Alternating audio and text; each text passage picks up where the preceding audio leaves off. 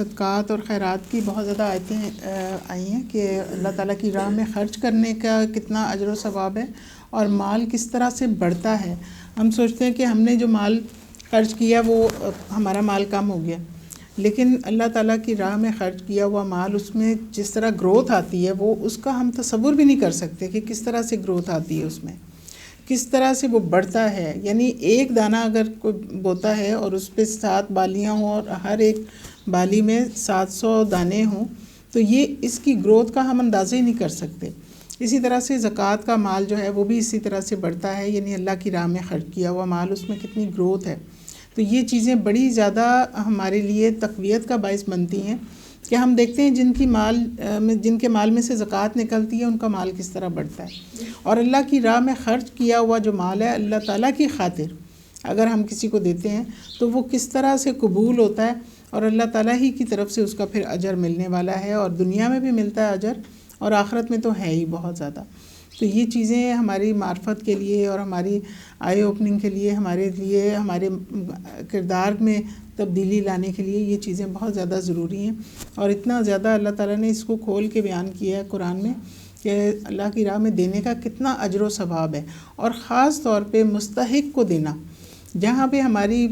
زکوٰۃ کی ضرورت ہے زیادہ سے زیادہ، اس جگہ تک اس صدقات کو پہنچانا جو ہے وہ بہت ضروری ہے۔ زکوٰۃ بھی اصل میں واجب صدقہ ہوتا ہے وہ بھی صدقہ، لیکن اس کو واجب صدقہ اس لیے کہا گیا کہ اگر نصاب کے مطابق کسی کے پاس مال ہے تو وہ اس مال کو اتنا لازمی دے۔ لیکن جب پوچھا جاتا تھا کہ ہم اللہ کی راہ میں کیا دیں تو جواب آتا تھا کہ جو تمہاری ضرورت سے زیادہ ہے وہ تم اللہ کی راہ میں دے دو۔ دیکھیں ضرورت جو ہے نا وہ بہت کم ہے انسان کی، اور اللہ کی راہ میں دیا ہوا جو اس کے علاوہ ہے اس کے لیے پھر کوئی لمٹ ہی نہیں ہے۔ ضرورت سے بڑھ کے بہت سے لوگ ہیں بے انتہا مال و دولت ہے، یہاں تک کہ نسلوں کے لیے وہ اتنا زیادہ موجود ہوتا ہے، لیکن وہ ان کی ہوس ہی نہیں جاتی، وہ اللہ کی راہ میں دیتے ہوئے ان کا دل ایسے ہوتا ہے کہ ہم نہ دیں۔ تو یہ چیزیں ان کی ہدایت کے لیے بھی ہیں کہ جو تم اللہ کی راہ میں دیتے ہو وہ اس کے اندر کتنی زیادہ گروتھ ہے، لیکن اللہ کی راہ میں دینا جو ہے وہ مال کی وجہ سے نہیں ہوتا، یہ توفیق الہی کی وجہ سے ہوتا ہے۔ اللہ تعالیٰ جس کو توفیق دیتا ہے وہ اس کی راہ میں خرچ کرتا ہے۔ یہ چیز ہمیں مشاہدے سے بھی پتہ چلتی ہے، اور یہ چیز جو ہے یہ ہم اس چیز کو اپنے اندر سمجھ لیں، اس چیز کو کہ ہم اگر اللہ کی راہ میں دے رہے ہیں تو اسی کے مال میں سے دے رہے ہیں۔ دیکھیں جب ہم زکوٰۃ دیتے ہیں تو ہمیں یہ سوچنا چاہیے کہ یہ مال جو ہے نا یہ دیا بھی اللہ نے ہی ہے، اور اس نے اللہ اپنے راستے میں دینے کا بھی حکم دیا۔ جیسے کوئی کیشیئر ہے نا، اگر وہ اس مال کو اپنا سمجھنا شروع ہو جائے تو ہم کہیں گے یہ کیسا کیشیئر ہے، اس کا مال تھوڑا ہی ہے، اس کا تو کام ہے کہ یہ ادھر سے لیتا ہے ادھر حساب کرتا ہے اور آگے جہاں پہ دینا ہے اس کو دینا ہے اس نے۔ تو ہم بھی اگر مال کو اپنا مال سمجھتے ہیں اور اپنی ملکیت اتنی زیادہ اس کے اوپر قائم رکھتے ہیں تو ہماری آنکھ کھولنے کے لیے یہ کافی ہے کہ ہم نے یہاں سے خالی ہاتھ جانا ہے۔ بہت سے لوگ ہیں جو بہت زیادہ مال جمع کر لیتے ہیں اور جاتے ہیں تو خالی ہاتھ کفن میں سے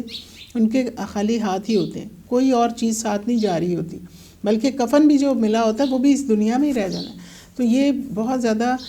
معرفت کی باتیں ہیں، جن کو یہ معرفت ملتی ہے یا جن کو اس طرح کا ایک ان کے دل میں شوق ہوتا ہے، وہ ان لوگوں کی اور طرح کی کیفیت ہوتی ہے، اللہ تعالیٰ کے ساتھ ان کا تعلق بھی بہتر ہوتا ہے، بجائے اس کے کہ وہ یہ سوچتے رہیں کہ اس مال کو ہم نے بچا کے رکھنا ہے۔ جو ہماری دنیاوی دیکھیں سوچ میں اس طرح کی چیزیں آتی ہیں کہ مال جتنا ہم خرچ کر رہے ہیں ہمیں لگ رہا ہے یہ ہم نے مال میں سے نکال دیا اور اتنا مال کم ہو گیا۔ اللہ تعالیٰ فرماتے ہیں یہ تمہارے مال میں اس سے اضافہ ہوگا، اور یہ اضافے ہوتے ہوئے لوگوں نے دیکھے ہیں کہ جو بہت تھوڑے سے دینا شروع کیا اور دیتے چلے گئے ان کے مال میں بڑھوتری ہوتی چلی گئی، اور اتنا مال ان کا اضافہ ہو گیا کہ وہ سنبھالنا مشکل ہو گیا ان سے۔ تو یہ اللہ کے راستے میں دینے سے گروتھ آتی ہے، بچا کے رکھنے سے اس طرح سے ظاہری طور پہ تو لگتا ہے شاید ان کا مال بڑھ گیا، لیکن اس میں خیر و برکت نہیں ہوتی۔